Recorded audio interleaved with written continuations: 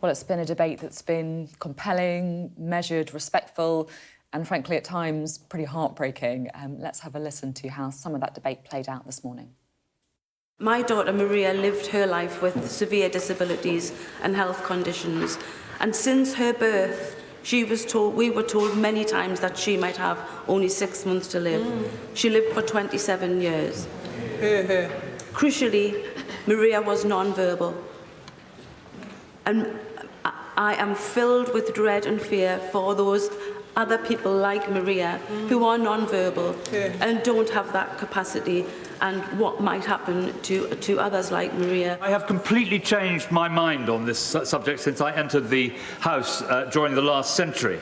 And the reason for that is that I've sat in my advice surgery and I have had tears pouring down my face listening to constituents who have set out so clearly, speaking with such emotion about how their mother, brother, father or child has died in great pain and great indignity. Is a judge supposed to second-guess doctors?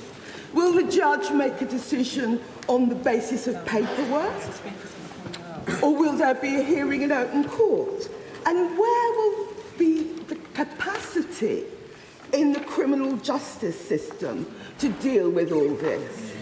So far from being a genuine safeguard, the involvement of a judge could just be a rubber stamp. People with terminal illness will still take their lives.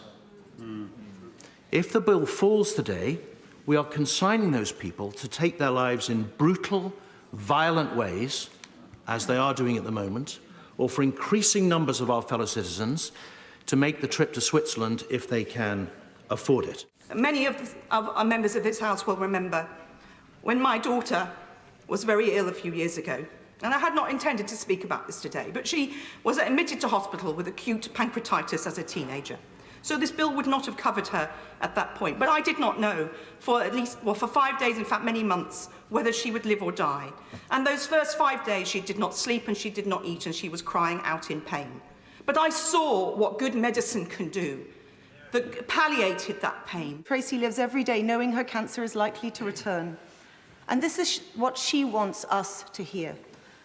Despite this prognosis, I can honestly say I'm a happy person now. I feel lucky to have made it to 60. There is just one black cloud on the horizon for me, and that is the way I will die. I am terrified that I will suffer a long, painful death. If I knew I had the choice to have a good death, these worries would disappear. Please change the law.